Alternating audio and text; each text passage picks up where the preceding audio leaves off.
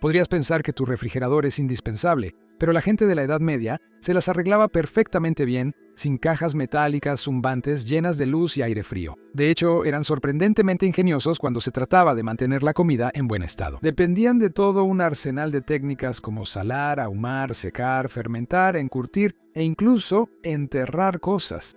Por supuesto, ninguno de estos métodos era perfecto, y no puedo recomendarte que los pruebes hoy en día, pero mantenían a las familias vivas durante largos inviernos y cosechas impredecibles. Así que viajemos de regreso a la Edad Media y echemos un vistazo al daño cerebral, el exceso de humedad y las virtudes ígneas. Ahora, antes de que entremos en el episodio de hoy, quiero mostrarles algo que creo que muchos de ustedes realmente disfrutarán. Si alguna vez has visto un mapa medieval y has pensado, sí, eso definitivamente parece una representación precisa del mundo, mientras miras un dibujo de un monstruo marino devorando un barco, entonces vas a apreciar esto. Esta es la colección Great Explorers Maps de 55 Maps. Estos mapas, bellamente diseñados, trazan algunos de los viajes más famosos de la era de los descubrimientos, cuando los exploradores partieron para responder preguntas como ¿qué hay más allá de ese horizonte? Y de vez en cuando descubrían continentes enteros por accidente. Puedes seguir los viajes de exploradores como Cristóbal Colón, Fernando de Magallanes y Américo Vespuccio,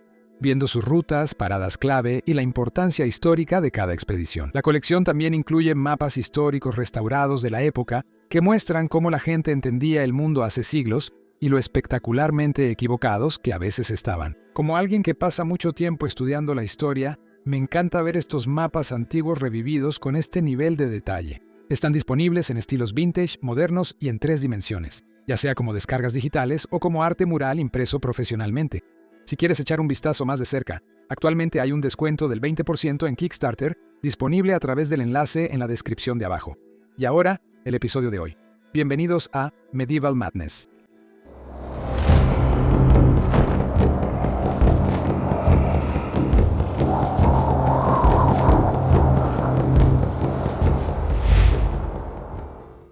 Vida útil.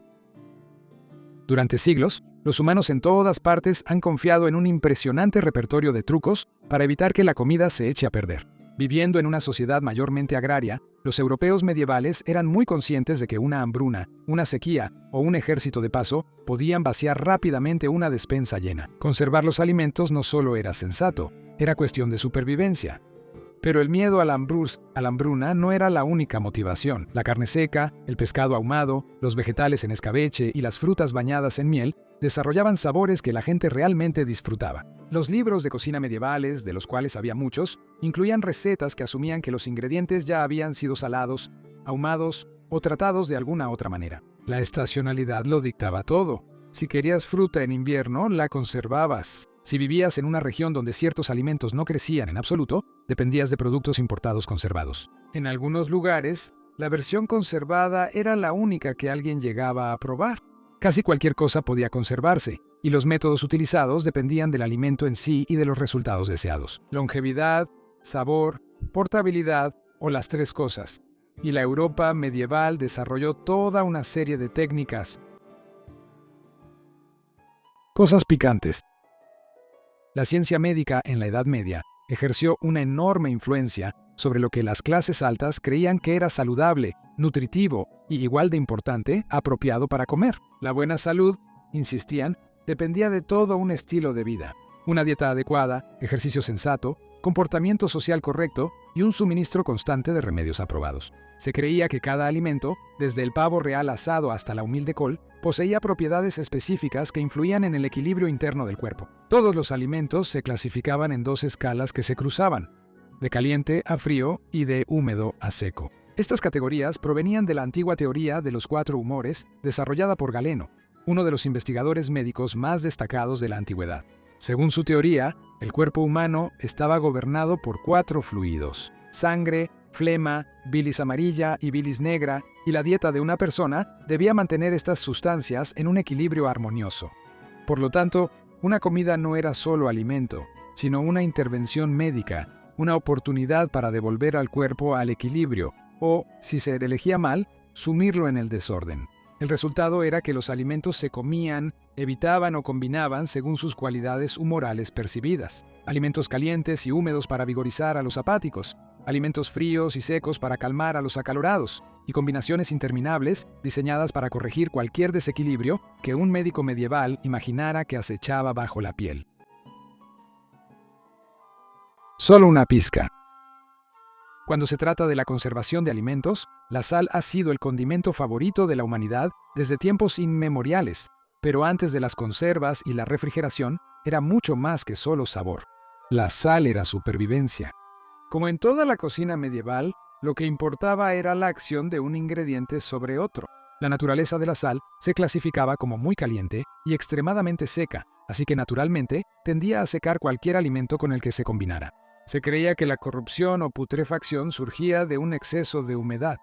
Si eliminabas esa humedad, eliminabas el peligro. Los medievales insistían en que la sal poseía una virtud ígnea. Contraía, secaba y unía todo lo que tocaba. Si se aplicaba a la carne muerta lo suficientemente rápido, la carne se conservaba durante meses, como cualquiera podía ver en los miles de carnes saladas colgadas en las despensas de toda Europa.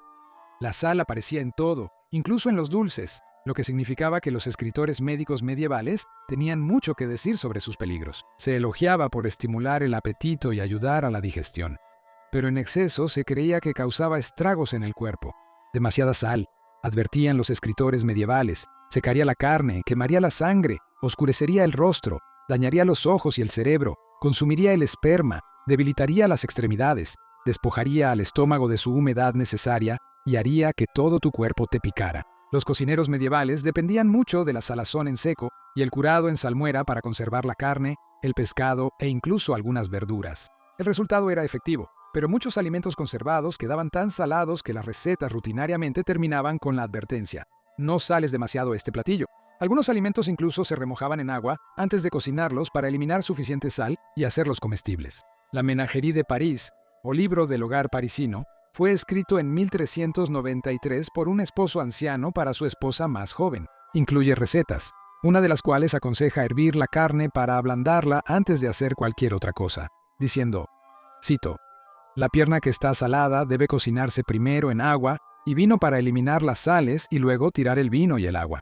Algunos cocineros a menudo piden una mezcla de carnes frescas y saladas, como aquellos que preparan un gran banquete en honor al rey Ricardo II y el duque de Lancaster en el otoño de 1387. Al escribir la lista de ingredientes necesarios, hicieron específicamente la distinción entre las 3 docenas de carne de venado fresca y las 3 toneladas de carne de venado salada requeridas. Tan seguro como la leche. Sin refrigeradores, la leche animal tenía una vida notoriamente corta en la Edad Media. Pero los productos hechos de leche, como la mantequilla y el queso, podían durar mucho más con la ayuda de ese remedio universal medieval, la sal. Así como protegía la carne y el pescado, una mezcla adicional de sal evitaba que los lácteos se convirtieran rápidamente en un desastre viscoso. Una receta en la Ménagerie de París instruía a los cocineros sobre cómo desalar la mantequilla antes de usarla, prueba de que los hogares medievales dependían de los lácteos salados. El método era sencillo. Cito: «Para quitar la sal de la mantequilla, ponla en un tazón al fuego para que se derrita y la sal se precipitará al fondo del tazón. Esa sal es buena para un guiso y el resto de la mantequilla quedará sin sal. De lo contrario, pon tu mantequilla salada en agua dulce y fresca y amásala y frótala ahí con las manos y las sales quedarán en el agua».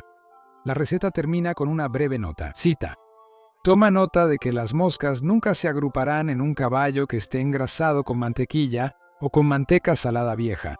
Eso siempre es bueno saberlo». Por supuesto, los cocineros medievales sabían muy bien que la leche de nuez hecha de nueces molidas o almendras superaba a la leche animal en durabilidad. Por eso, se volvió tan popular en las cocinas de la élite. El hecho de tener un alto contenido de grasa significaba que la leche de almendra podía conservarse durante mucho tiempo y también podía convertirse en mantequilla. Esto la hacía perfecta para usar en esos días de abstinencia, designados por la Iglesia Católica, cuando la carne y los productos lácteos estaban prohibidos. Escrito en 1420 sobre cocina por Chicquard, el chef principal del duque de Saboya tiene una receta de mantequilla de almendra entre sus platillos para los enfermos. Hay muchos más peces en el mar. El arenque era uno de los alimentos más importantes en la Europa medieval. El arenque, un pez aceitoso y plateado del Atlántico Norte, nadaba en enormes bancos en el Báltico y el Mar del Norte y era capturado en el extranjero por miles. Solo un pequeño porcentaje se consumía fresco. La gran mayoría se conservaba, empacada por cientos en barriles de agua salada y enviada a través del continente. El arenque se echaba a perder rápidamente, así que se usaban varios métodos de conservación para preservar el pescado, incluyendo el salmuereado, el secado y el ahumado. El arenque rojo se destripaba, se curaba en salmuera y luego se colgaba para secar. Se ahumaban tan intensamente que la carne adquiría un color rojo oscuro. El arenque blanco se curaba y mantenía su apariencia plateada. Se consideraba que se conservaba mejor que la variedad roja. El arenque ahumado en caliente se ahumaba hasta que la carne quedaba prácticamente cocida, y el arenque en escabeche se sumergía en vino y vinagre, o simplemente en vinagre para quienes lo preferían así. El vinagre era un elemento básico para los cocineros medievales, no solo para la conservación, sino también como ingrediente para realzar los sabores. Parte de su popularidad se debía a simples razones económicas. El vino que se había avinagrado era demasiado caro como para simplemente tirarlo a el pozo negro junto con los demás desechos de la casa. En lo que respecta a los alimentos, el mundo medieval era uno en el que nada se desperdiciaba, a menos que ya se hubiera ido por sí solo. Un vino echado a perder no era un desastre, sino una oportunidad. Un nuevo ingrediente con una larga vida útil y la capacidad de conservar desde pescado hasta verduras. Se le podían añadir hierbas al preparado, el líquido para encurtir, ya fuera vinagre o salmuera, y en hogares más acomodados, especias. Hay recetas para todo, desde champiñones en escabeche hasta betabel, ciruelas damascenas y hasta sesos de cordero. Las cantidades de arenque consumidas en los hogares medievales eran asombrosas. A principios de los años 1300, se dice que un priorato inglés que alimentaba a unas 300 personas compró casi 250,000 arenques en un solo año. Durante la Cuaresma, la casa de una condesa podía consumir 1,000 arenques en un solo día. A pesar de este comercio colosal, el arenque se consideraba comida de gente pobre. Entre la nobleza y el clero, aparecía mucho menos en los libros de cocina de lo que su importancia económica sugeriría. Era la comida de la gente común, abundante, práctica y totalmente carente de glamour. Volviéndose agrio. La fermentación en realidad aceleraba el proceso de descomposición en lugar de ralentizarlo, como la mayoría de los otros métodos medievales de conservación de alimentos.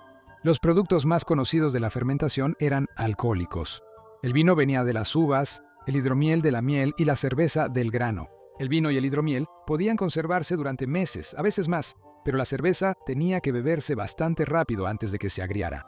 Las manzanas producían sidra y los anglosajones elaboraban perada, una bebida a base de peras que era básicamente la prima rústica de la sidra.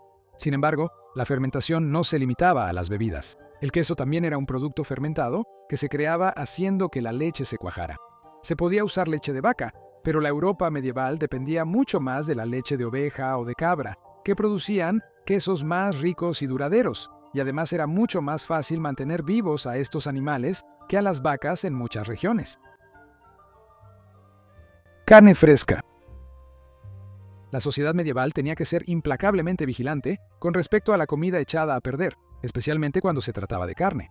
Los ayuntamientos emitían regulaciones estrictas que exigían a los carniceros traer a sus animales vivos al pueblo, para que todos pudieran ver con sus propios ojos que el animal había estado vivo hacía tan poco tiempo que eso garantizaba su frescura.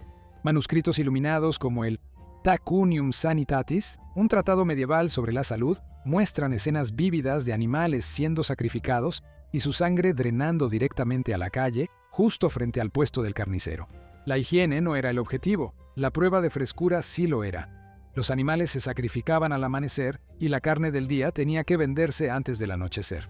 A los carniceros se les prohibía conservar cualquier corte de carne después de los 2 días de ayuno que terminaban cada semana, así que para la tarde del jueves, cualquier carne fresca que quedara en la tienda tenía que ser desechada. Una vez comprada, el reloj empezaba a correr y cualquier buen trozo de carne que valiera la pena, si no se comía fresca, se llevaba a casa y se conservaba ya sea enterrándola en una cama de sal o sumergiéndola en una solución fuerte de salmuera. Los comerciantes respondían rápidamente a la demanda de alimentos fuera de temporada con barriles de productos conservados que podían soportar el transporte, el almacenamiento y el clima caluroso. Y los tenderos eran diligentes en responder a la demanda de estos alimentos fuera de temporada, ofreciendo los productos conservados en frascos en sus tiendas. Cosa dulce y pegajosa. Las frutas y nueces se conservaban regularmente en azúcar o miel, tal como se hace hoy en día. Sin embargo, el azúcar ofrecía 2 ventajas particulares. En primer lugar, era estable y no se echaba a perder, no fermentaba y no se volvía agria. En segundo lugar, al derretirse, sus partículas finas permitían que se mezclara fácilmente con otros ingredientes. Se podían hacer dulces derritiendo azúcar y agregando cualquier tipo de nuez con una pizca de canela u otras especias. Las frutas podían conservarse en un vino endulzado que se había hervido hasta convertirse en jarabe. La miel era el conservador original. El primer libro de cocina jamás impreso, sobre el placer honesto y la buena salud, escrito en 1465 por Platino, afirma que, cito, la miel de verano es mejor que la miel de otoño, ya que concuerda con los cuerpos que son fríos y húmedos, cura muchos males, no permite que los cuerpos se descompongan y se considera la mejor para conservar manzanas, calabazas, sidras y nueces. Para los medievales, cualquier método de conservación de alimentos no era un lujo, sino más bien una estrategia de supervivencia. Los hogares medievales se convirtieron en pequeñas fábricas de conservación que trabajaban durante la abundancia del verano para prepararse para la escasez del invierno, ya que sin esto, las familias habrían tenido suerte de sobrevivir los meses más fríos.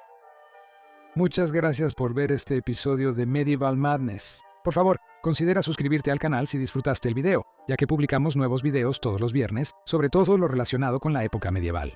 Para aquellos que quieren apoyar aún más al canal, tenemos Patreon y membresías de YouTube con videos extra que se publican cada mes. Ya hay una buena cantidad de contenido acumulado. Y también tenemos un nivel especial para personas muy especiales, cuyos nombres puedes ver en pantalla ahora mismo. Muchas gracias a todos por todo el apoyo que nos han dado. Realmente no podríamos estar haciendo todo este contenido extra sin su apoyo. Gracias a todos y, como siempre, nos vemos en el próximo video. Que tengan una excelente semana.